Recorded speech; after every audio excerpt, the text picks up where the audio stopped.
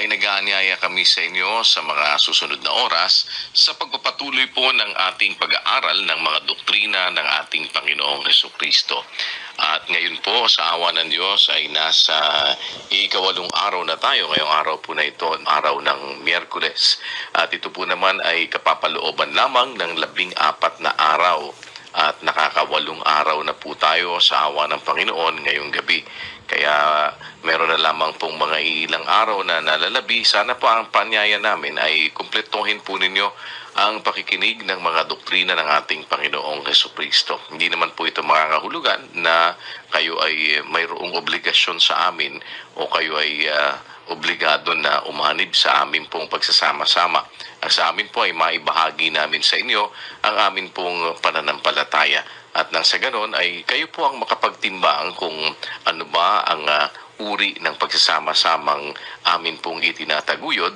At ito po ay sa pamamagitan ng mga pagtuturo ng mga katwiran sa banal na kasulatan. At ngayong gabi sa atin pong pagpapatuloy ng atin pong mga pinasimulang pag-aaral ng doktrina ng ating Panginoong Hesukristo, pinagkakaloob na po namin sa inyo si kapatid na Eli Soriano. Magandang gabi sa inyo mga kapatid, o umaga kung saan man po kayo naroon. Mga kapatid, kahapon na pag-aralan natin ang pakikisamang utos ng Diyos sa atin sa kapwa-tao. Maging ito'y sa labas o maging ito'y sa loob ng iglesia. Ang utos po ng Diyos, gagawa tayo ng mabuti sa lahat, lalong-lalo na sa mga kasambahay sa pananampalataya. Yung salita po na yon ng kasulatan, gagawa tayo ng mabuti sa lahat. Ibig sabihin noon, kagaya ng ating napag-aralan kahapon, sumasaklaw yun hanggang sa lahat, hanggang pati sa ating mga kaaway.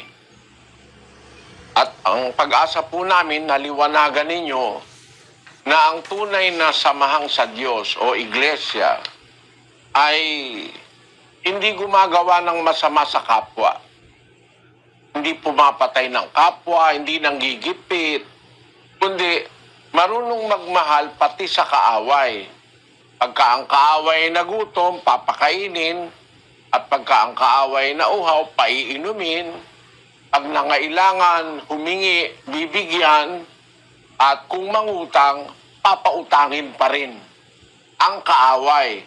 Ang punto po natin doon, kung yung kaaway magagawan mo ng ganitong kabuting pakikisama, lalong magagawan mo ng mabuting pakikisama yung hindi mo kaaway. Sino yung mga hindi mo kaaway? Maaaring kamag-anak mo, asawa mo, anak, kapatid, magulang, biyanan, no?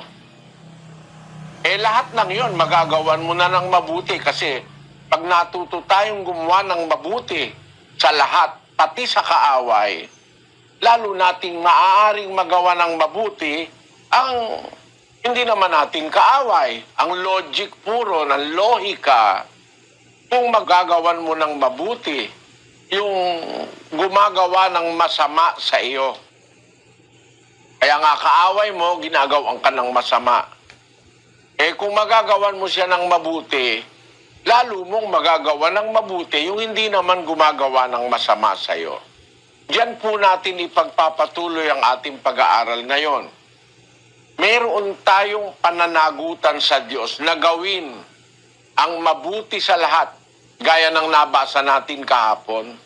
Pananagutan po ng mga kaanib o ng gustong umanib sa iglesia ng Diyos na gumawa ng mabuti sa lahat ng mga tao, pati sa kaaway. Ano po yung pananagutan natin, mga kapatid? Pakinggan nyo sa Filipos 2:15-16. Upang kayo'y maging walang sala at walang malay, mga anak ng Diyos na walang dungis, sa gitna ng isang lahing liko at masama, na sa gitna nila'y lumiliwanag kayong tulad sa mga ilaw sa sanglibutan. Ang sabi po ng kasulatan, ang mga lingkod ng Diyos sa iglesyang katotohanan, upang kayo ang wikay maging mga walang sala walang malay. Mga anak ng Diyos na walang dungis sa gitna ng isang lahing liko at masama, sa gitna nila'y lumiliwanag kayong tulad sa mga ilaw sa sanglibutan. Tayo pala, kumbaga sa ilaw, dapat hindi pundido. Dapat nagbibigay liwanag. At ang paraan ng pagbibigay liwanag sa gitna ng mga taong walang liwanag, yung nasa 16, tuloy po natin.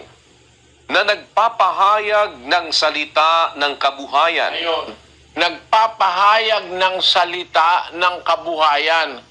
Ang atin pong pamumuhay, pwedeng magsalita, pwedeng magpahayag. Tandaan niyo po, ang ating pamumuhay, pwedeng magsalita. Gaya nga lang nung sabi sa English, action speaks more than word. Ang ating ginagawang pamumuhay, pakikisama, paggawa ng mabuti, paglingap sa kapwa-tao, pag-ibig sa kapwa, nagpapahayag yun ng salita ng Diyos, ng salita ng kabuhayan. Ang ating paraan ng pamumuhay, pwede pong magpahayag ng mabubuting bagay, magbigay ng liwanag o ilaw sa mga taong nasa kadiliman. Yan po ang kalooban ng Diyos. Pananagutan natin ito, mga kapatid. Bakit gusto ng Diyos na tayo sa pakikisama sa lahat ng tao, maging para tayong liwanag? Bakit po gusto ng Diyos maging para tayong liwanag, halimbawa, at pinanggagalingan ng lahat ng kabutihan at pagmamahal? Bakit po? Basahin natin ang 2:12 ng unang Pedro. Na kayo'y magkaroon ng timtimang ugali sa gitna ng mga hentil, upang sa mga bagay na ipinagsasalita nila laban sa inyong tulad sa nagsisigawa ng masama, dahil sa inyong mabubuting gawa na kanilang nakikita, ay purihin nila ang Diyos sa araw ng pagdalaw. Ayun. Dahil ang wika sa inyong mabubuting gawa, kung kayo meron timtimang ugali, kahit nagsasalita pa ang tao ng masama laban sa atin, dahil ang wika sa inyong mabubuting gawa na kanilang nakikita, purihin nila ang Diyos sa araw ng pagdalaw.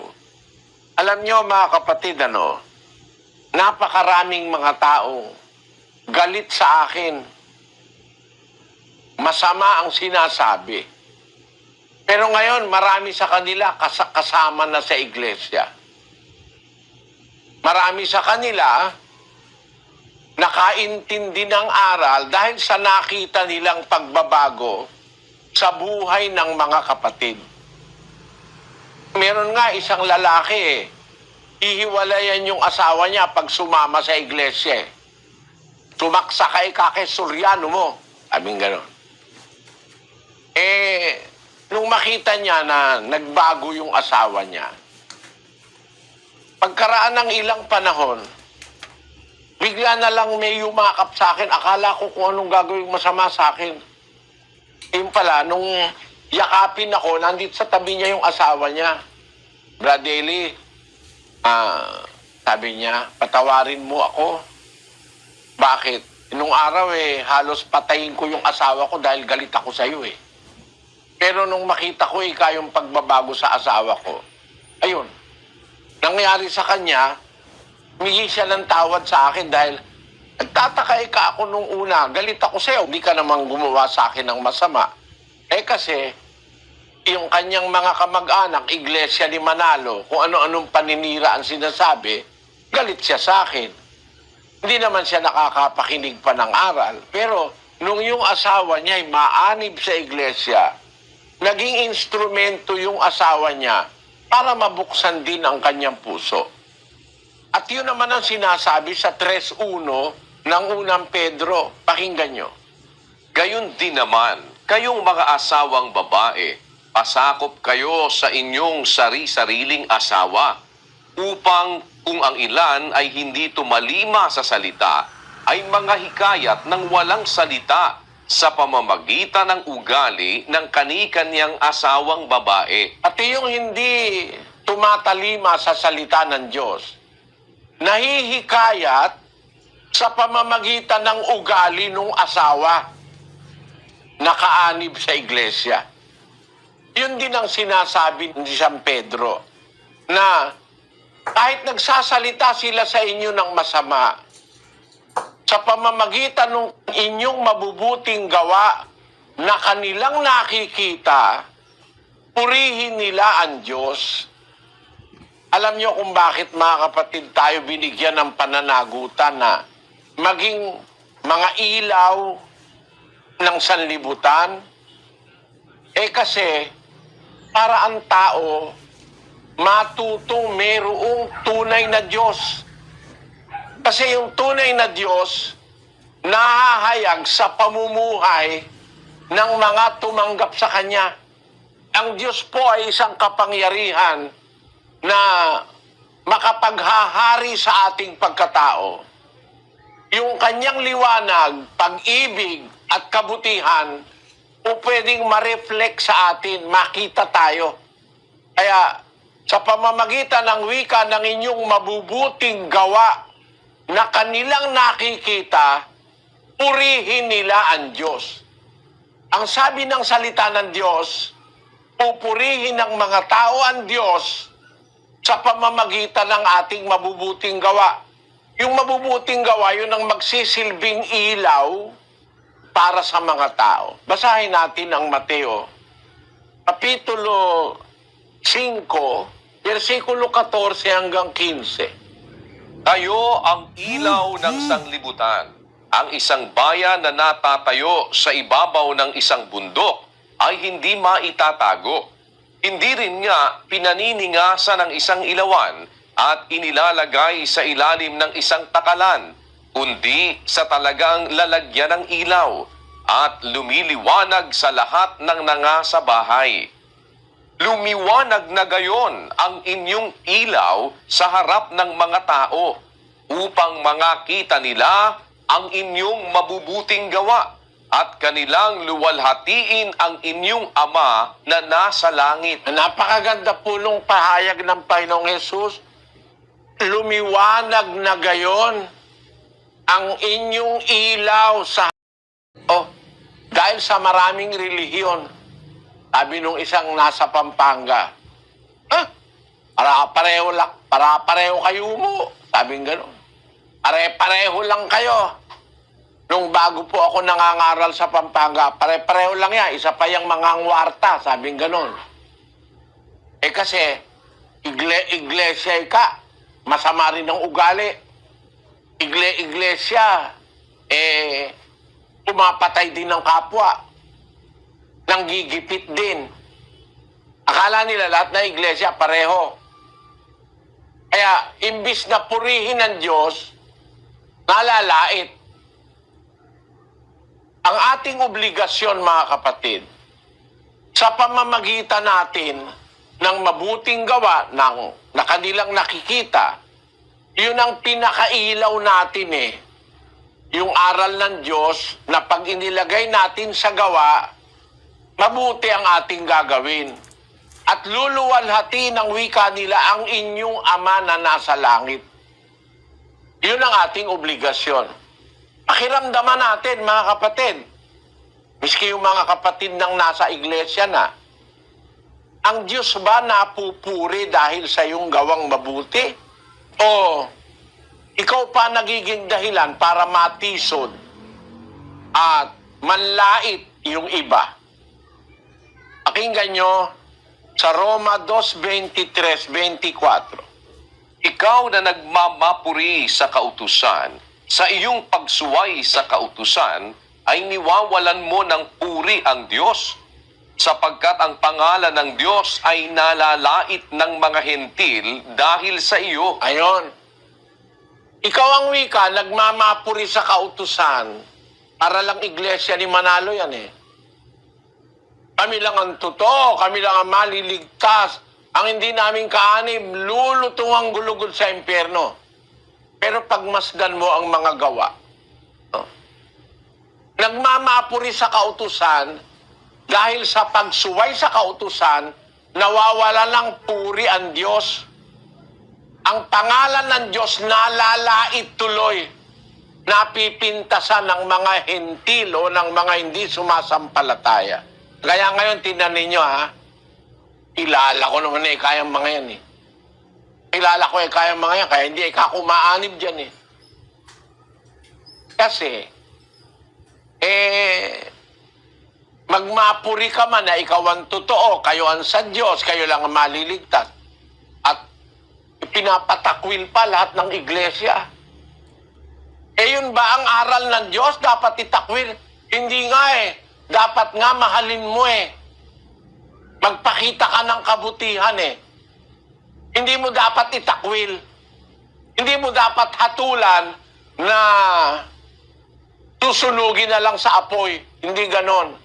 Kundi, ang sabi ng Biblia ay mahalin mo pa, pakainin mo pa. Hindi mo dapat itakwil. Yan ang sinasabi sa Biblia. Kaya sa iglesia, mga kapatid, yung hindi susunod, kaya ko na sinasabi agad dito, mga kababayan, para wag pong masayang ang inyong panahon o ang inyong gagawin o paglilingkod. Kung aanib tayo sa iglesia, hindi naman tayo gagawa ng kabutihan sa kapwa. No? Wag na lang kayong umanib. Bakit? Matitiwalag din kayo eh. Nakasulat po sa Biblia eh. Pag ayaw sumunod, sa iglesyang totoo, ipinapatiwalag ng Diyos. 5:11 ng unang Korinto. Datapwat sinusulatan ko nga kayo na huwag kayong makisama sa kanino mang tinatawag na kapatid kung siya'y mapakiapid o masakim o mananamba sa Diyos-Diyusan o mapagtungayaw o manglalasing o manglulupig. Sa gayoy huwag man lamang kayong makisalo. Sapagkat ano sa akin ang humatol sa nangasa labas? Hindi baga kayo nagsisihatol sa nangasa loob? Datapwat sa nangasa labas ay Diyos ang humahatol. Alisin nga ninyo sa inyo ang masamang tao. Ayun, pinapaalis po sa iglesia yan eh. Yung mga mapakiapid, masakim, mananamba sa Diyos-Diyusan, mapagtungayaw, manglalasing, libre-libre lang sa ibang iglesia yan eh. Yung pakikiapid na yan, pangangalo niya, okay lang sa ibang iglesia yan eh. Yung pagsamba sa Diyos-Diyusan, yung pagiging manlalasing, nakita mo, pati ministro, nakikipaglasingan sa miyembro eh. Oh. Yung mga manlulupig na ang kapwa-tao gusto eh mapahamak, nilulupig, pinapasama, ginagawa ng kasamaan. Pagka ganyan lang ang iglesia, mga kapatid, huwag ka nang mag-iglesia. Mag-aabuloy ka, payayamanin mo yung pastor para lalong maraming mailigaw. Sayang pa pera mo. Baka nga maawa pa ang Diyos sa'yo eh. Kung hindi ka aanib sa ganyang iglesia dahil masasama ang ginagawa eh. Ba't ko po sinabi? Kung nakikita mo kasi, puro kawalang yan lang ang iglesia, ba't ka sasama? Baka may pag-asa ka pang maligtas kung hindi ka sasama sa ganyang mga iglesia. Bakit? Masama ang ginagawa eh. Ang dapat kasing aniban, hindi yung may masamang ginagawa. Hindi yung iglesyang kunyari lang eh, sa Diyos sa bunganga, pero ang ginagawa masama. Tito, 1:16. Sila'y nangagpapanggap na nakikilala nila ang Diyos, ngunit ikinakaila sa pamamagitan ng kanilang mga gawa. Palibhas ay mga malulupit at mga masuwayin at mga itinakwil sa bawat gawang mabuti. Yun, nagpapanggap, nakikilala nila ang Diyos, ngunit ikinakaila sa pamamagitan ng kanilang mga gawa. Kaya sa atin, ang pananagutan natin sa Diyos, gumawa ng mabuti sa lahat. Huwag tayong manggigipit. At ikaaway natin kung mapapakain natin at mapapainom na kainin mo pang kaaway mo, painumin mo, sabi ng Diyos. Pautangin mo pag nanghihiram, bigyan mo ang sa'yo humihingi. Yan ang aral ni Kristo. Yung tunay na Diyos sa Biblia, hindi malupit. Pero, pag halimbawa, nasa iglesia ka na, ayaw mo namang gumawa ng mabuti. Ang ginagawa mo, pakikiapid, mga masasakim, mananamba sa Diyos-Diyusan, mapagtungayaw, manglalasing, manlulupig, sa gayoy wag man lamang kayong makisalo, sabi sa iglesia. Ano sa akin ang humatol sa nanga sa labas? Di ba kayo nagsisihatol sa nanga sa loob? Dadapot sa nasa labas, Diyos ang humahatol. Alisin ninyo sa inyo ang masasamang tao. Kaya maaari magtaka kayo, bakit may tiwalag? Kasi utos po ng Diyos yun eh. Sa kasamaang palad, hindi ginaganap sa Katoliko. Kahit masakim ka, manlalasing ka, kahit nangangalon niya ka, hindi tinitiwalag sa Katoliko. Ang tinitiwalag, yung lumalaban sa Papa. Yun lang ang alam ko na tiwalag. Kagaya ni Martin Luther, nilabanan yung Papa, tiniwalag si Martin Luther. Kaya tuloy si Martin Luther, noong 500 taon na nakakalipas, siya naman ang nagtayo ng protestantismo. Siya nag-umpisa. Si Luther kasi isang paring Katoliko yun eh. Kung makita niya ang ginagawa ng Papa, nagsalita siya laban sa Papa, tiniwalag siya. No? Pero yung mga miyembro, kahit na kriminal, hindi tinitiwalag eh. Ganyan sa Katoliko eh. Hindi naman tinitiwalag yung mga mangangalon niya, yung mga masakim, mga mananamba sa Diyos-Diyusan, mapagtungayaw, manglalasing, manglulupig. Huwag kayo ikaw makikisalo ron. Bakit? Basahin natin ang 15:33. Huwag kayong padaya. Ang masasamang kasama ay sumisira ng magagandang ugali. Ayon. Kaya pala ipinaalis ng Diyos sa iglesia ang totoo. Yung mga miyembrong ayaw gumawa ng mabuti. Ang ginagawa'y masama, nakakasira yan ng magandang ugali eh. Nakakadama yan. Para lang yung isang kamatis na bulok, doon sa isang kaing na kamatis, pag hindi mo inalis, dadating ang araw, bulok na lahat yung kamatis doon. Ganun yan mga kapatid. Kaya, ipinaalis yung masasamang tao. Pinatitiwalag sa iglesyang totoo. Kailan ititiwalag? Tito 3 Gs. Ang taong may maling pananampalataya, pagkatapos ng una at ikalawang pagsaway, ay itakwil mo. Ayon, ang liwanag po mga kapatid, salita ng Diyos yan eh. Ewan ko kung natutunan nyo yan sa Katoliko o sa mga iglesyang born again na pinanggalingan nyo. Nasa Biblia yan eh. Yung taong ayaw sumunod sa aral, maling pananampalataya, pagkatapos ng una, tapos ikalawa pa, pagsaway. Una, binigyan mong chance. Tapos pangalawang pagsaway, ayaw pa rin. Itakwil mo, sabi ng Diyos sa mga ngaral niya. Si Tito, mga ngaral po ng Diyos yan. Ministro yan.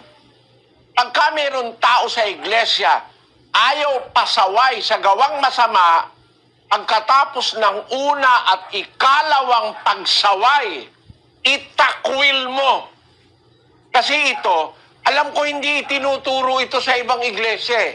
Kaya ang miyembro, namimihasang lasenggo, namimihasang malupit sa asawa, nangangalon niya, iniiwan ang pamilya, inaabuso ang mga anak. Kasi, pinapayagan ng pastor eh. Wala naman tiwalag eh. Dito, hindi po pwede mga kapatid. Pagkaalam natin, pagka isinumbong. Kasi sa iglesia, dapat yung mga ganyan sinusumbong eh. Maliban na lang, hindi na isumbong, hindi namin alam, hindi namin maititiwalag. Pero pagka isinumbong o nahuli sa masasamang gawa, pinagsabihan, una, pinagsabihan, pangalawa, ayaw pa rin, ipinapatiwalag po yun. Maliban na lang, hindi namin alam. Pero kung alam namin, hindi namin kukonsintihin. Kasi ang buong iglesia mabababoy. Pag nakita ng iba na pwede ka naman palang pumatay, hindi ka naman titiwalag, mas dadami mamamatay tao sa iglesia. Kaya sa unang iglesia ng mga unang Kristiyano, yan lahat ng masasamang gawain, ipinagbabawal po yan. Ang iniuutos, paggawa ng mabuti, pag-ibig sa kapwa, at sa lahat ng tao, pati sa kaaway. Yan po ang dapat maghari sa ating mga magkakapatid sa iglesia. Ano ang nagiging bunga niyan? Halimbawa, tayong lahat susunod. Yung ayaw sumunod, ititiwalag natin, aalisin natin. Kaya dito, yung mga drug addict, tinitiwalag eh. Wala po tayong inukonsinting gumawa ng masama. Pagka sinasabi ng Biblia ang ganito, dapat masunod yon. Itiwalag yung mga taong masasama, kahit ministro pa, kahit kardinal pa. Pero hindi naman kasi tayong parang kardinal eh. Yung mga KNPD Basilos, kagrado ng kardinal yun, ano? Opo. Di pwede mong tawaging Cardinal Efren. Opo, pwede po. Cardinal Danny, ano? Oh. Pero pag sila'y gagawa ng masama, itinitiwalag natin. Kasi yun ang utos ng Diyos eh. Pwede ba naman hindi natin susundin yun? Meron kayong karapatang magtiwalag, mga kapatid sa iglesia. Napatunayan nyo, sa iglesia ni Cristo, gusto na nilang itiwalag si Eduardo, di nila maitiwalag eh. Kasi, corporation soul yun eh. Siya ang pinakamataas doon, walang makakatutol sa kanya. Sa iglesyang totoo, kahit ministro gumagawa ng masama, manalangin kayo sa Diyos. Pag alam niyong dinadaya kayo ng ministro, manalangin kayo sa Diyos. Ang ginawa ng Diyos sa Israel, sabi niya dun sa mga propeta sa Israel na hindi tapat sa Kanya, aalisin ko ang aking mga tupa sa inyong mga kamay. Sabi ng Diyos. Basahin natin ang 34 Gs ng Ezekiel.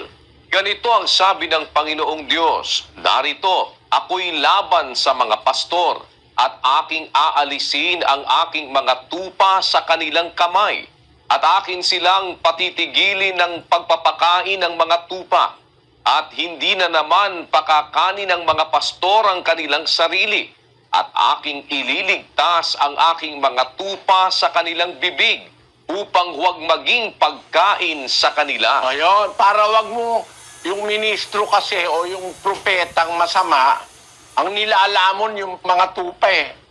Nagsisikain kayo ng gatas, no? Pinapatay nyo yung pinataba. Tapos hindi nyo inaalagaan ang mga tupa, sabi ng Diyos doon sa mga masasamang propeta sa Israel. 34:2. Anak ng tao, manghula ka laban sa mga pastor ng Israel. Manghula ka at iyong sabihin sa kanila, sa mga pastor. Ganito ang sabi ng Panginoong Diyos, sa aba ng mga pastor ng Israel na pinakakain ng kanilang sarili. Hindi baga dapat pakanin ng mga pastor ang mga tupa? Yun, ang dapat, pakanin mo tupa. Itong mga pastor ng Israel nung araw, pinakakain ng sarili nila, hindi inaasikaso yung mga tupa. Kaya sabi ng Diyos, aalisin ko sa inyong kamay ang aking mga tupa. Hindi na kayo magpapakain at hindi nyo na rin sila makakain. Ayun. Kaya dito sa samahang sa Diyos, mga kapatid, huwag kayong matakot. Kahit yung umaakay sa inyo, gumagawa ng masama, niloloko kayo, dinadaya kayo, pinagsasamantalahan kayo, manalangin kayo sa Diyos. Mga kapatid, naalisin kayo. Halimbawa, ako, manalangin kayo sa Diyos, naalisin kayo sa aking kamay. Madaling magagawa ng Diyos sa isang pastor na magpapahamak ng kanyang inaakay, yung tunay na sa Diyos na mga tao. Gaya sa Israel, talagang sa Diyos yun eh. Pero nung dumating yung punto na pati yung mga pastor nila, yung mga hari nila, gumagawa ng masama, inalis ng Diyos. Inalis ng Diyos ang mga Israelita sa kanila. Inalusob ang Israel sa hari ng Babylonia. Kinuha ng hari ng Babylonia ang mga Israelita, dinala sa Babylonia at inalipin doon. Inalis ng Diyos doon sa mga pastor at doon sa hari na nanloloko sa kanila nung panahon na yon. Ang ibig ko lang ipunto, mga kababayan, ang iglesia, pagka ang namumuno, malupit. Walang awa sa nanay, sa kapatid. No? Talagang nung mabasa ko yung talata, sabi ko, biro mo pati nanay mo, itiwalag mo. Pati kapatid mo, gipitin mo, iwalag mo. Para masabi ito ng isang nanay, may natatakot sa magagawa ng kanyang anak. No? Basahin mo yung Kawikaan 19:26. Ang sumasamsam sa kanyang ama at nagpapalaya sa kanyang ina ay anak na nakakahiya at nagdadala ng kakutyaan. Ulitin nga natin yan, kapatid na Daniel. Ang sumasamsam sa kanyang ama at nagpapalaya sa kanyang ina ay anak na nakakahiya at nagdadala ng kakutyaan. Basahin natin sa English. He that wasteth his father and chaseth away his mother is a son that causeth shame and bringeth reproach. Kasi pag hindi na sang-ayon sa kanilang ginagawang mali, delikado lagay mo. Ganyan ba, mga kapatid, ang iglesia na po pwede mong ipagmarangal sa kapwa? Yan ba ang iglesyang aaniban mo? Ang sabi ng Diyos, yung sumasamsam sa kanyang ama, nagpapalaya sa kanyang ina, anak na kahiya-hiya. Meron pa isang talata, 20:20 ng Kawikaan. Siyang sumusumpa sa kanyang ama o sa kanyang ina, ang kanyang ilawan ay papatayin sa salimuot na kadiliman. Ang sumusumpa sa kanyang ama at sa kanyang ina, ang kanyang ilawan papatayin sa salimuot na kadiliman. Talagang totally kang magdidilim. Hindi po ito pang-aatake. Pagtuturo ito ng aral ng Diyos. Ikinukumpara ko sa inyo ang aral sa iglesyang totoo na nasa Biblia. Yung iglesyang nasa Biblia, hindi po malupit yon. Marunong magmahal pati sa kaaway. Paano mong gagawin na pati nanay mo, pati mga kapatid mo, gipitin mo, kunin mo pati titulo at pirmahan mo ng ikein mo para makuha mo lang yung, mapaalis mo yung kapatid mo. Ganun ba ang ipapakita natin sa kapwa-tao at sa Diyos, mga kapatid? Sana wag nating gagawin yan. Kasi sa tunay na iglesyang nasa Biblia, may utos na pagtitiwalag. Ang utos sa atin, gumawa ng mabuti sa kapwa, pati sa kaaway. Magliwanag ang ating ilaw. Magliwanag ang ating mabubuting gawa. Hindi yung kung ano-anong kawalang hiyaan ang i-display natin sa harapan ng ating kapwa-tao. Ngayon, ano nagiging bunga pagka tayo natutong gumawa ng mabuti sa kapwa, pati sa kaaway? Mabuti sa asawa, mabuting gawa sa anak, sa magulang, sa biyenan, sa kapitbahay. Ano nagiging bunga niyan? Pakinggan nyo sa 11:30 ng Kawikaan. Ang bunga ng matuwid ay punong kahoy ng buhay, at siyang pantas ay humihikayat ng mga kaluluwa. Ayun. Pagka pala matuwid tayo, makakahikayat tayo ng kaluluwa. No? Mahihikayat mo biyenan mo, kapatid mo, asawa mo, kaibigan mo, kapitbahay mo, mahihikayat mo. Siyang pantas, humihikayat ng mga kaluluwa. Gaano kalaking bagay sa Diyos na nakahikayat ka ng kaluluwa? Gaano po kalaking bagay sa Diyos yun? Basahin po natin ang Santiago 5:19 hanggang 20. Mga kapatid ko, kung ang sino man sa inyo ay nalilihis sa katotohanan at siya'y papagbaliking loob ng sino man, ay alamin nito na ang nagpapabalik loob ng isang makasalanan mula sa kamalian ng lakad niya ay magliligtas ng isang kaluluwa sa kamatayan at magtatakip ng karamihang kasalanan. Ayun, maliwanag. Kung sino man ang nalilihis o wala sa katotohanan, pag pinapagbalik loob siya sa katotohanan, alamin ni ito na ang nagpapabalik loob ng isang makasalanan mula sa kamalian ng lakad niya, magliligtas. Bibiro mo yung tagapagligtas ka. Ang nagpapabalik loob ng isang makasalanan mula sa kamalian ng lakad niya ay magliligtas sa isang kaluluwa sa kamatayan o sa kapahamakan at magtatakip ng karamihang kasalanan. Napakahalaga po pala sa Diyos noon. Kahit isang kaluluwa lang, mga kapatid. Kahit isa lang. 15:7 ng Lucas. Sinasabi ko sa inyo na gayon din magkakatuwa sa langit dahil sa isang makasalanang nagsisisi kaysa 99 na taong matutuwid na di nangagkakailangang magsipagsisi. Tingnan ninyo, gumamit ng numero si Kristo. Ang layo ng agwat, oh. 1 versus 99. 1 versus 99.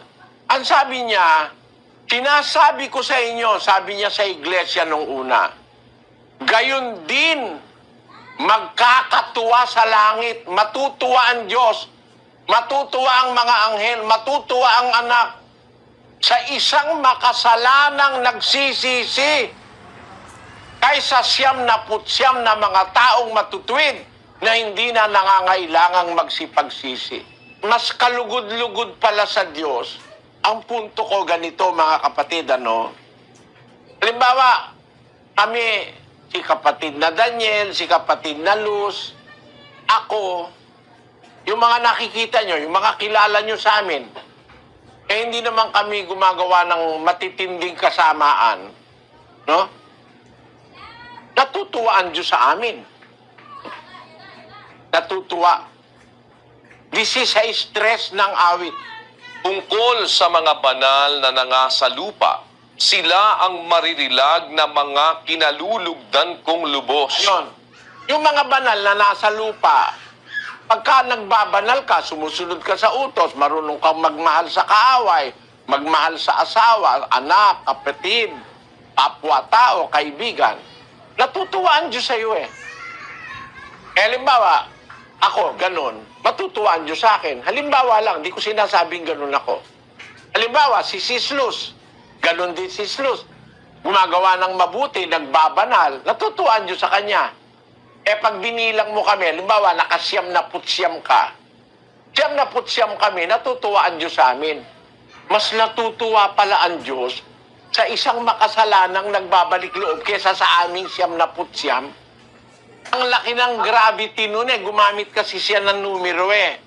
99 versus 1. 1 versus 99. No? Na kung kaluguran ng Diyos ang pag-uusapan, sa tiyempong may isang makasalanang nagbabalik loob sa Diyos, yung kaluguran niyang naidudulot ng 99. Abe, pagkakatuwa ang wika sa langit sa isang makasalanan na nagsisisi kaysa kinukumpara yung kasiyahan ng Diyos kaysa doon sa 99 na nagbabanal na. Napakahalaga pala sa Diyos ng isang kaluluwang makasalanan na nagbabalik loob. Kaya kailangan natin tayo magpakita ng mabuting gawa sa kapwa para makahikayat tayo. Kahit isa lang ang mahikayat mo napapatuwa mo ang Diyos. Alam niyo mga kapatid, gusto ko lang maintindihan niyo, kaya ako ito inatalakay ng mas malawak. Yung mapatuwa mo ang isang tao. Halimbawa, may mahirap. Yung mahirap, bigyan mo ng regalong medyo mahal.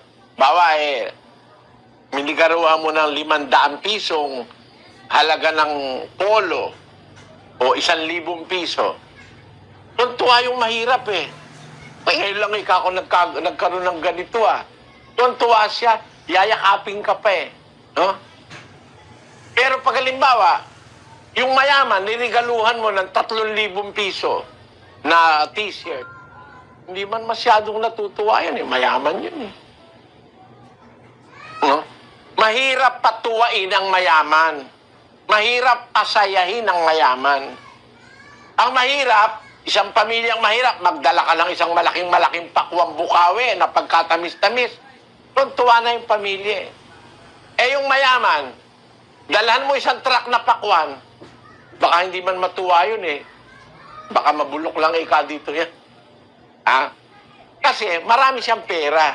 Ang punto ko mga kapatid, ang Diyos, mapapatuwa natin, matatandaan tayo ng Diyos lagi, pagka nakahikaya tayo ng isa na magbabalik loob. Halimbawa, yung isang masamang tao, halimbawa, asawa mo yun, mahikayat mo lang yun, matutuwa na Diyos sa'yo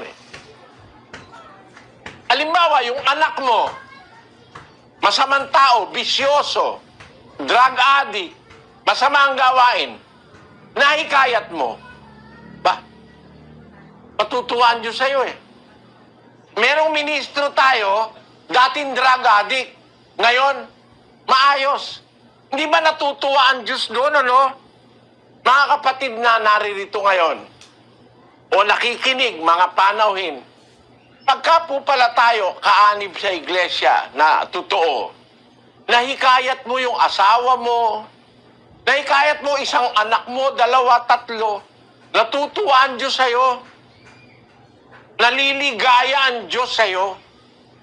Kaya ito, obligasyon natin ito Kaya po tayo tinuturuan ng makisama ng mabuti, gumawa ng mabuti sa kapwa, para mahikayat natin, ulitin nga natin yung 11:30, kapatid na Daniel. Ang bunga ng matuwid ay punong kahoy ng buhay, at siyang pantas ay humihikayat ng mga kaluluwa. Ayun, siyang pantas, humihikayat ng mga kaluluwa, makakahikayat tayo, mga kapatid. Tingnan ninyo yung mga kapatid na nung araw na turuan ko. 1968, nangangaral na ako sa Binangonan, Rizal. Yung mga kapatid na nahikayat ng pangangaral, nagbunga na sila Dahil sa kanilang gawang mabuti, naanib yung kapitbahay, naanib yung anak, yung biyanan. Kaya dumami ng dumami kapatid sa iglesyang ito, nahikayat hindi dahil sa trabaho. Dahil wala naman kaming patrabaho. Nahikayat hindi dahil sa impluensya sa gobyerno. Hindi. Dahil wala naman kaming impluensya sa gobyerno. Nahikayat hindi dahil marami kaming pera. Dahil wala naman kaming pera. Pero bakit lumalaki at lumalaganap ang samahang ito? Nakakahikayat ang mga kapatid dahil sa mabubuting gawang ipinakikita sa kapwa. Ang salita ng Diyos ay totoo. Sabi ng Diyos, ang pantas, humihikayat ng mga kaluluwa. At kahit isa lang ang mahikayat natin, mga kapatid, natutuwa ang Diyos sa atin. Kaya sana, kung kayo po'y may balak umanib sa iglesia, magpakabait tayo. Para yung asawa mo, mahikayat mo, yung asawa mong babaero, tumino, yung asawa mong lalakero, tumino, yung anak mong bisyoso, tumino, yung kapitbahay mong galit sa'yo, mahikayat mo, malaking bagay po sa Diyos yun. Ang pangako ng Diyos, alam nyo, sa Jeremias 30:19, ganito po ang nakasulat. At mula sa kanila magmumula ang pagpapasalamat at ang tinig ng nangagsasaya at aking pararamihin sila at sila'y hindi mangangaunti. Akin ding luluwalhatiin sila at sila'y hindi magiging maliit. Nakita nyo, sabi ng Diyos yan pangako ng Diyos yan Aking pararamihin sila, sila'y hindi mangangaunti. Kaya ito pong iglesyang ito, hindi kumukunti ito Dumadami ito. Lumalaganap ito. Ha? Sa lahat halos ng parte ng mundo, nararagdagan ng nararagdagan. Yun kasi ang pangako ng Diyos Magmumula sa kanila ang pagpapasalamat, ang tinig ng nagsasaya, aking pararamihin sila. Sila'y hindi mangangaunti. Sino magpaparami? Ang Diyos. Meron pong iglesia, pinararami ng tao. Ha? Alam nyo ba, merong iglesia sa Binangonan, ang tawag nila, Iglesyang Pampararap. Pagtanong niya sa Binangonan, lalo na dun sa punta, iglesia kang pampararap yan Bakit? Ang gagawin nila, mangangaral, i-display yung mga dalaga. Mga dalaga miyembro, di-display sa harap. Tapos magyayaya ng mga binata, ayan, manligaw na kayo, mga kapatid namin. Sabi, paliligawan yung kapatid nila para mahikayat yung mga binata na umanib. Meron naman, bibigyan ka namin ng trabaho. Umanib. Dumadami sila Meron naman, pagka dito ka sa amin na anib, mapopromote ka, kung pulis ka, magiging general ka. Sabi, dumadami ngayon yung mga pulis na umaanib para ma-promote. Saan hinikayat? Sino nagparami? Hindi Diyos ang nagparami. Ang nagparami, yung aral na mali na itinuturo. Pakinggan nyo Meron nang hihikayat nga sa kalibugan No? Meron gano'n nang hihikayat. 2:19 ng Ikalawang Pedro. Na pinangangakuan ng kalayaan, samantalang sila'y mga alipin ng kabulukan, sapagkat ang nadaig ni naman ay naging alipin din naman niyaon. 18. Sapagkat sa pananalita ng mga kapalaluan na walang kabuluhan, ay umaakit sila sa masasamang pita ng laman, sa pamamagitan ng kalibugan. Umaakit sila sa masamang pita ng laman sa magitan ng kalibugan. Kaya dumami Mormons Nung araw kaya dumami Mormons, pwedeng mag-asawa ng 10. Alam nyo ba yon mga kababayan Pilipino? Na ang Mormons kaya dumami, pwedeng mag-asawa ng 10. Meron namang relihiyon, pwede ka mag-asawa ng 5. Sabi ni Pedro, umihikayat sa pamamagitan ng kalibugan. Dumadami, hindi dahil sa Diyos, hindi dahil sa katotohanan. Dumadami dahil sa ipopromote ka, bibigyan ka ng trabaho, o kaya bibigyan ka ng babaeng maliligawan, no? O kaya pag sumama ka sa kanila, meron kang makikita sa langit para sa iyo na 70 birhen, no? Yun ang panghikayat nila. Kalibugan. Masasamang pita ng laman ang pinanghikayat nila. Tingnan ninyo ang aral ng Mormons. Wala sa Biblia ito. Babasahin lang po natin. The Church of Jesus Christ of the Latter-day Saints, ang kanilang libro, Doctrines and Covenants, section 132 to verse 61 and 62. Pakibasa mo, kapatid na Daniel.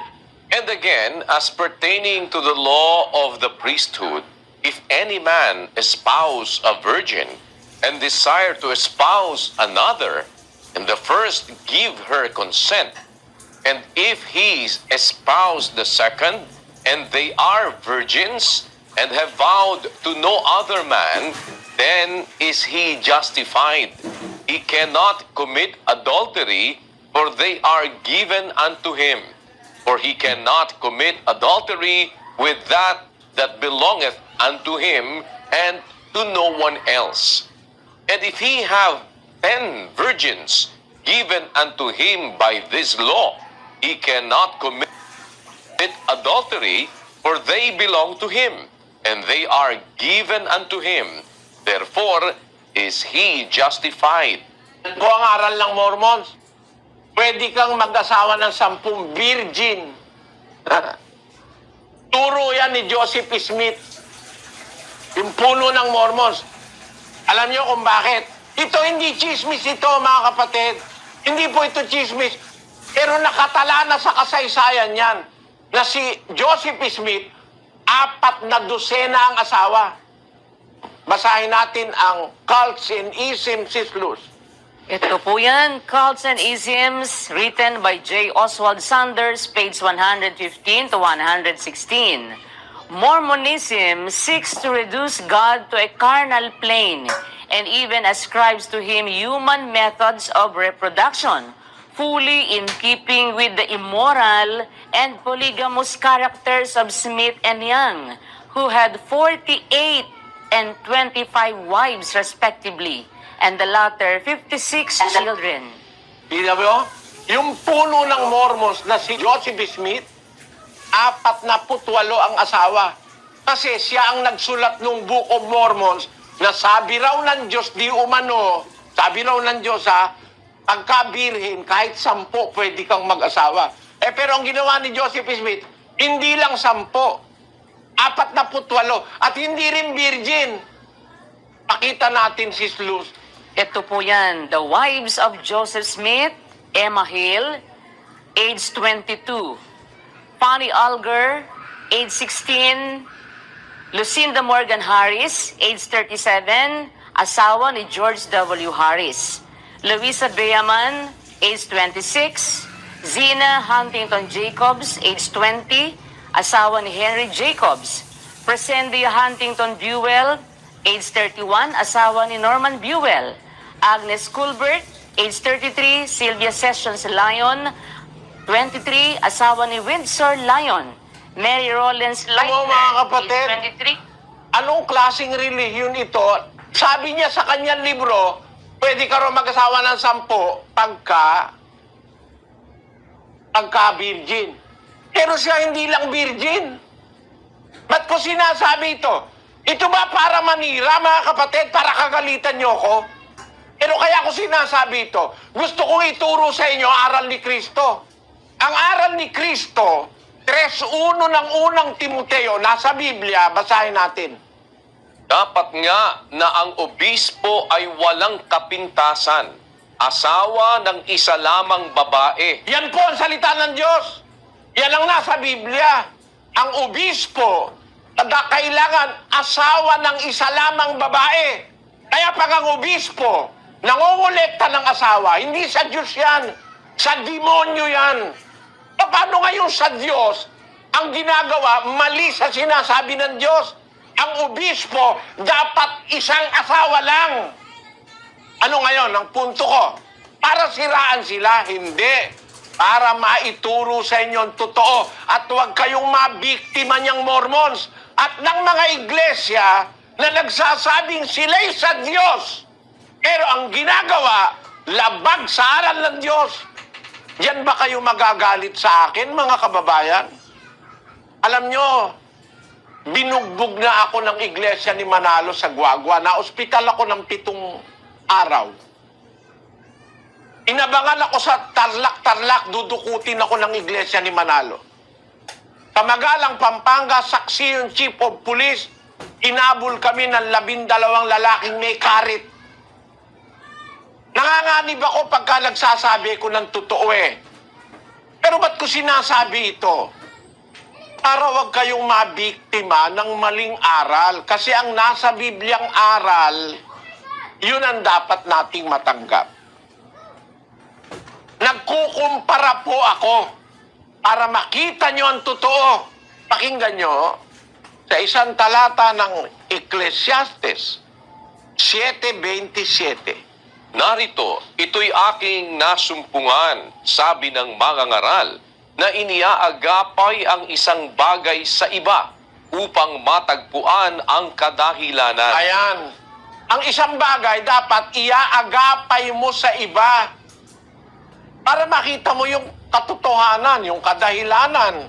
No? Maganda nga yung sa pagkakasalin sa Kastila at saka sa Portuges. E aquí que esto lo he hallado, dice el predicador, comparando una cosa con otra para descubrir la razón de las cosas. Ayun. Para makita, malaman ang dahilan ng pag-iral ng isang bagay. Para makita mo kung alin yung tama at mali. Para makita mo kung alin yung sa Diyos, magkukumpara ka. Hindi para ikaw ay umatake o magalit ang tao sa'yo, kundi magkukumpara ka. Iaagapay ang isang bagay sa iba. Comparando, ang sabi sa Kastila, comparando una cosa con otra para descubrir la razón de las cosas. Sa Portugués, ang sabi, veja, dis o mestre, foi isto que descobri ao comparar uma coisa com outra para descobrir a sua razão de ser. Ayun. Para makita mo kung alin ang totoo, kung alin ang tama, kung alin ang mabuti, kung alin ang magaling. Ikukumpara mo. Tama ang sabi ng Diyos. May nagpaparami ng miyembro, inihikayat sa kalibugan. Inihikayat dahil sa trabaho. Inihikayat dahil sa kampi-kampi. No? Para may kakampi sila, dumami sila. Para sila makapang-api ng kapwa. Basahin natin ang 23:15 ng Mateo. Sa aba ninyo, mga eskriba at mga fariseo, mga mapagpaimbabaw, sapagkat inyong nililibot ang dagat at ang lupa sa paghanap ng isa ninyong makakampi. At kung siya'y magkagayo na, ay inyong ginagawa siyang makaibayo pang anak ng impyerno kaysa inyong sarili. Anyo, may mga mangangaral, manggagawa ng impyerno. Manggagawa ni Satanas. Bakit? Nililibot ang wika ninyo ang dagat at ang lupa sa paghanap ng isa ninyong makakampi. At kung siya'y magkagayo na, kung makakampi nila, ginagawa siyang makaibayo pang anak ng impyerno kaysa kanilang sarili. Kaya yung mga ministro ng demonyo, gumagawa yan ng mga anak ng impyerno eh. Hihikayatin ka tapos ikaw ang pagagawain ng masama. Kaya yung may mga iglesia, ang mga miyembro tinuturoan pumatay eh. O, di ba? Ilan na yung pupapatay sa akin sa apalit na nangumpisal? Mahigit na yata sa 5 daliri ko yun eh. Ba't ko ngayon ito sinasabi? Kasi ayokong magkaganyan tayo. Huwag tayong papari sa mga taong ito. Nagpapakunwaring Diyos ang bunganga, pero ang puso puro putik, malansa. Yan ba iglesia ang paniniwalaan ninyo, mga kapatid? Pero yung pong sa Diyos na iglesia, sabi ng Diyos, pagmumula sa kanila ang tinig ng pagpapasalamat, ang tinig ng nangagsasaya. Aking pararamihin sila. Sila'y hindi mangangaunti. Akin ding luluwalatiin sila. Sila'y hindi magiging maliit. Bakit ang kapatid sa samahang ito? Kahit mahirap tayo, dumadami. Hindi dahil sa impluensya, hindi dahil sa panghihikayat sa kalibugan, hindi dahil sa panghihikayat sa pera, kundi dahil sa mabuting pakikisama sa kapwa. Dahil sa pagmamahal sa kapwa. Dahil sa pagkakawang gawa. No? Dahil sa pagiging maawain. Dahil sa pagtulong sa kapwa. Dumadami ang miyembro sa iglesyang ito. At ito talagang parami. Kasi nasa Biblia, ang gawaing ito mag-uumpisa sa Pilipinas, sa Silangan, papunta ng kalunuran. No? Babasahin ko po sa inyo.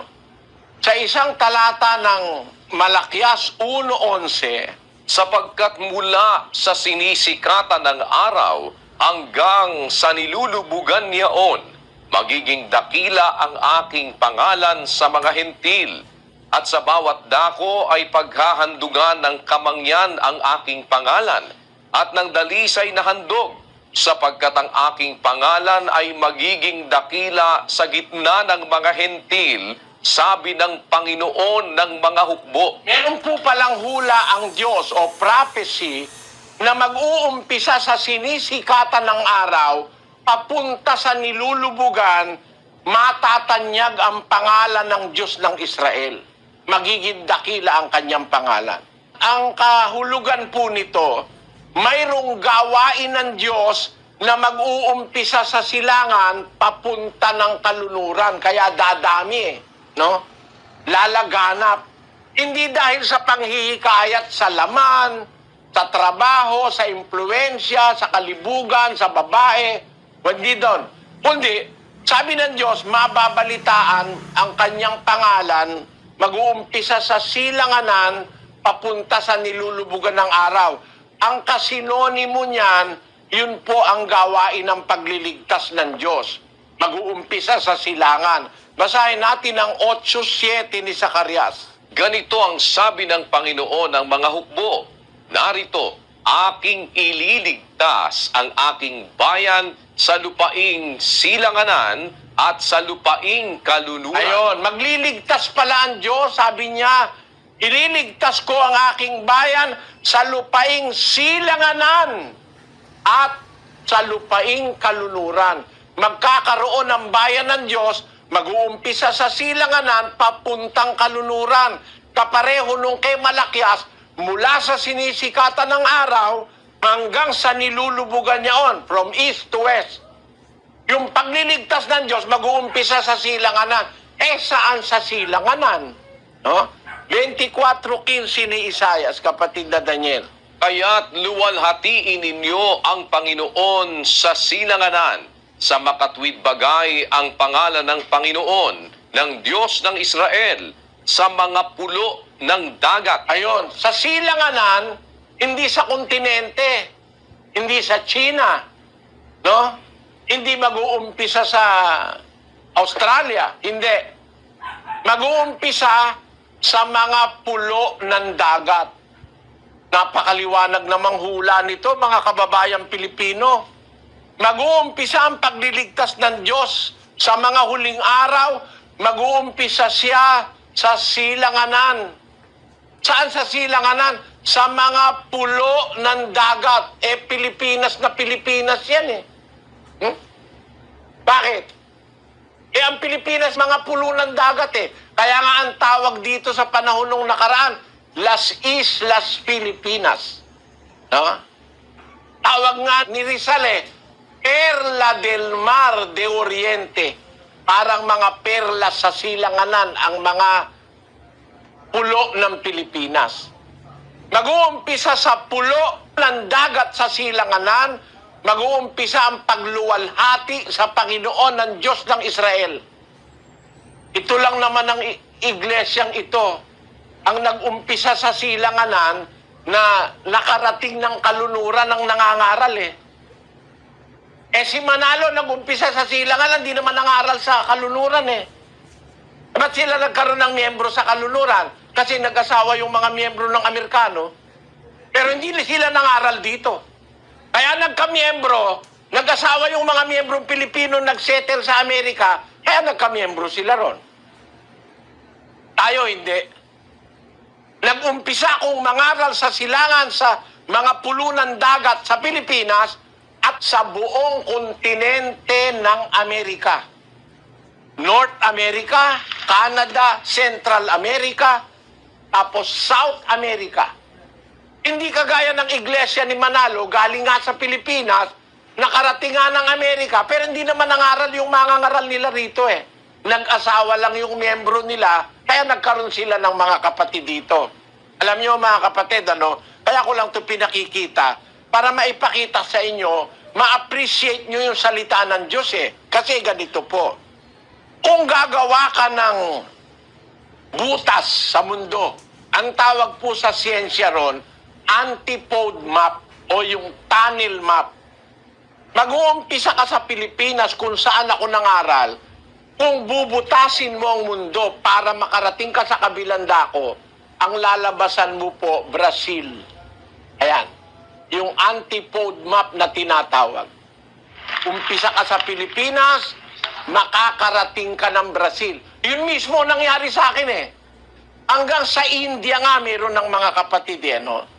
Ito lang naman ang relihiyon, itong Iglesia ng Diyos na natatag sa Pilipinas, ito lang naman ang relihiyong galing sa silangan na pumunta ng kalunuran para mangaral. Wala namang iglesyang iba nang gumawa nito. At bakit po? Pag-isipan nyo, mag-aral kayo ng istorya, mga kababayan, ano? Ang iglesia dito sa kanluran, ang iglesia rito galing sa kanluran eh. Katoliko galing dito sa kanluran. Protestante galing dito, no? Ang tanging iglesia ngayon dito na galing silangan papuntang kaluluran, itong iglesia ng Diyos. At ito, nangaral talaga. Natatag dito na nasa Argentina, sa Bolivia, sa Chile, sa Colombia, sa Costa Rica, sa Dominican Republic, sa Ecuador, sa El Salvador, sa Guatemala, sa Haiti, sa Honduras, sa Mexico, sa Nicaragua, sa Panama, Paraguay, Peru, Uruguay at saka Venezuela. Bukod sa nasa Amerika, United States of America, at sa Canada meron pa rin, no? Nagpapakita na yung sinasabi ng Diyos, araramihin ko sila, hindi pagpaparami ng tao yon. Plano ng Diyos yon. Ililigtas niya ang kanyang bayan, mag-uumpisa sa silanganan, sa mga pulo ng dagat, papunta sa kalunuran. Nasa Biblia po yan, mga kababayan. Kaya, alam nyo, karangalan nating mga Pilipino na nangyari itong hulang ito eh. Nasabi ng Diyos, ililigtas ko ang aking bayan sa lupaing silanganan at sa lupaing kalunuran. Mula sa sinisikatan ng araw hanggang sa nilulubugan niyaon, magiging dakila ang aking pangalan sa mga hintil. Kaya dumami ang miyembro sa samahang ito. Bunga ng pangangaral, hindi bunga ng pag-aasawa ng miyembro.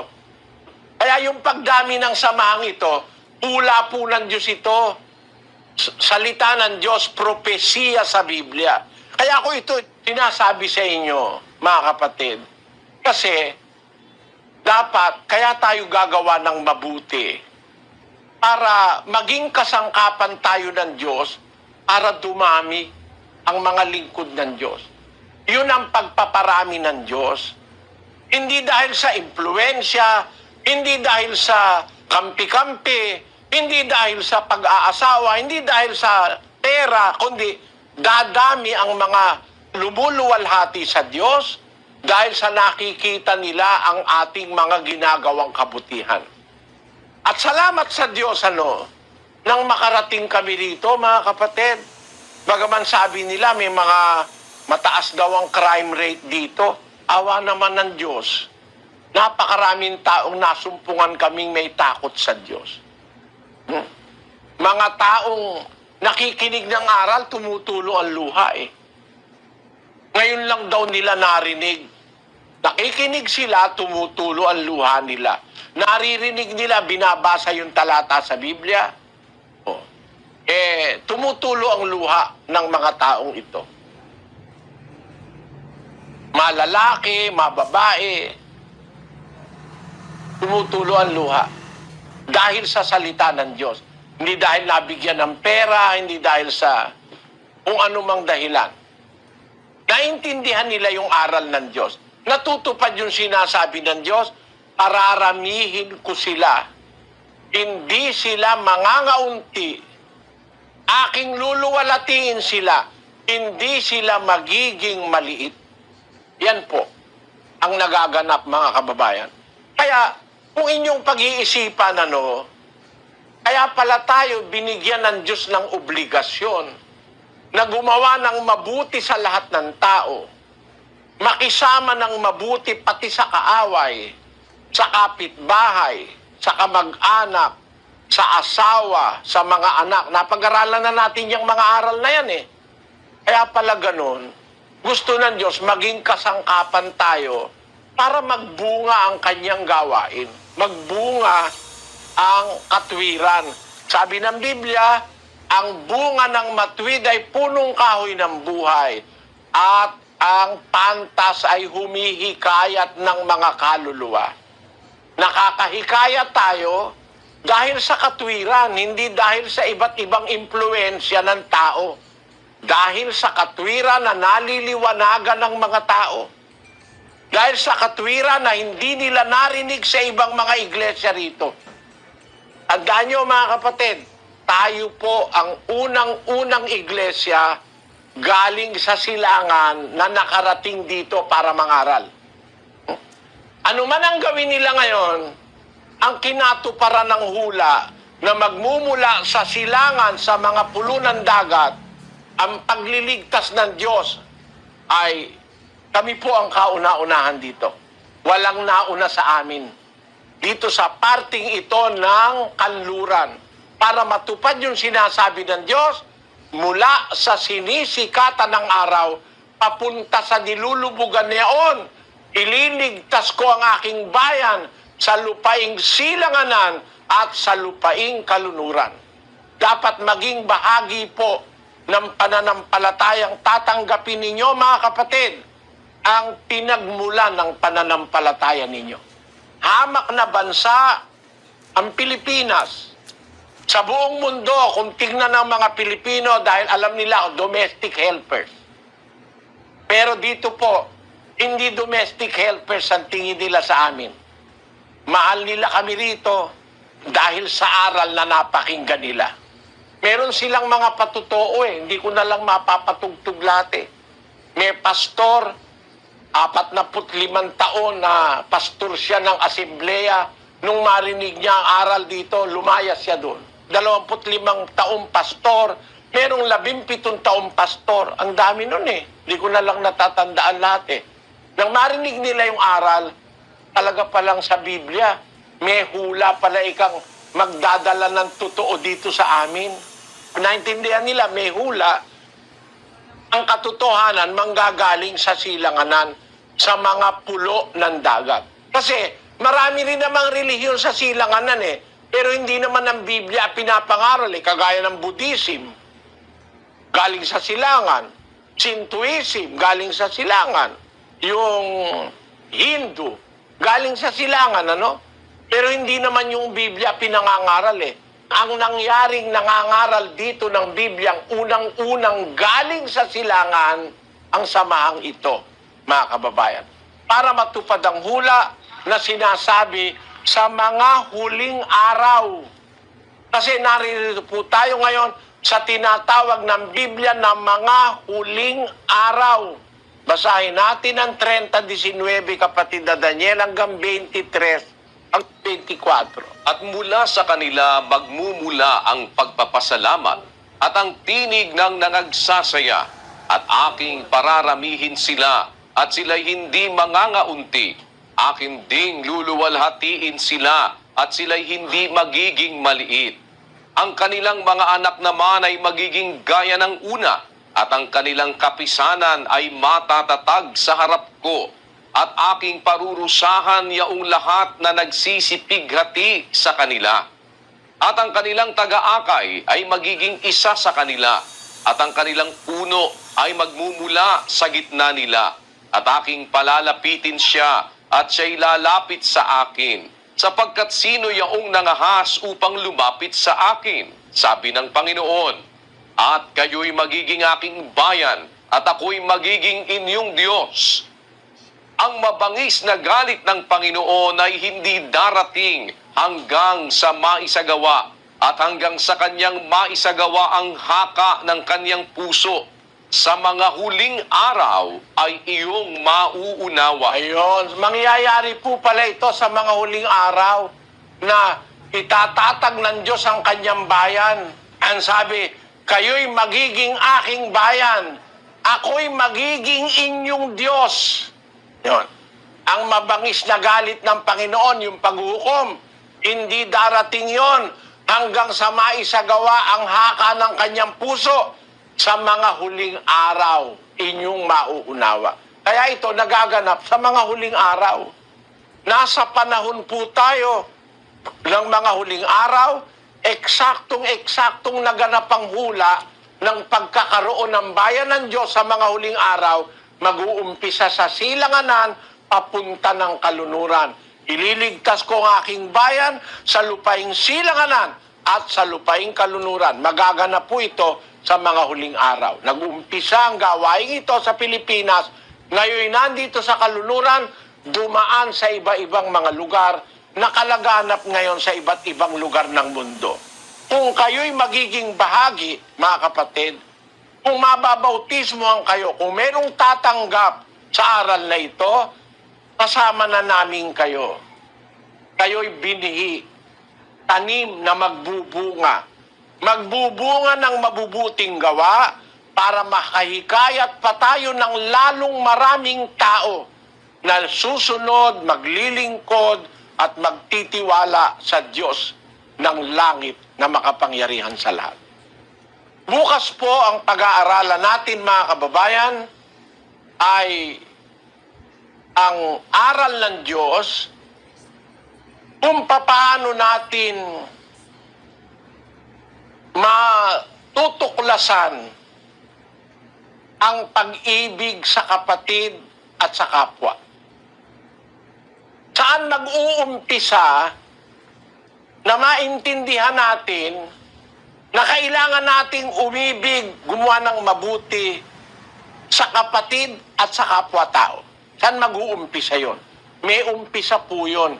Dapat makita natin ang umpisa para makapag-umpisa tayo. Siyempre, lahat ng bagay na mabuti, nag-uumpisa at nagtatapos sa mabuti. Actually po, kasi sa Biblia, mga kapatid, sa Biblia po, pagka inumpisahan mo, hindi natapos, hindi mabuti eh. Inumpisahan mo, hindi natapos, walang maganda. Sabi ng Panginoon Kristo sa 14:28 ng Lucas, Sapagkat alin sa inyo ang kung ibig magtayo ng isang muog, ay hindi muna uupo at tatayahin ang halagang magugugol kung mayroong maipagtatapos. Baka kung mailagay na niya ang patibayan at hindi matapos, ang lahat ng mga makakita ay magpasimulang siya'y libakin. Nasabihin, nagpasimula ang taong ito na magtayo at hindi na kayang tapusin. ayon, hindi maganda yung hindi tapos eh. Kung ang ginagawa mabuti, dapat matapos mo. Ngayon, alam nyo, dapat para matapos tayo, umpisahan natin ang tama. Ang tama po, yun ang pag-aaralan natin, yung umpisa. Paano tayo mag-uumpisang gumawa ng mabuti sa kapwa? Ano tayo mag-uumpisang gumawa ng mabuti sa kapatid? Saan dapat mag-umpisa yon? Yun po ang ating pag-aaralan bukas. Sana po balik kayo, mga kapatid. Mga kapatid, kung nakakapagsalita po ako na parang laban sa inyong kalooban, huwag kayong magalit. Wala kaming layong manira o mang-atake ng kahit na sino. Nakikita nyo siguro ang intensyon ko para liwanagin sa inyo ang aral ng Diyos, para mabuo sa ating kaisipan yung aral ng Diyos. Hindi po para atakihin ng kahit na sino. Kaya umaasa po ako sa awa at tulong ng Panginoon, sana bukas uli at sana samahan tayo ng Panginoon, mga kapatid, lalo na po sa inyong pakikinig ng aral.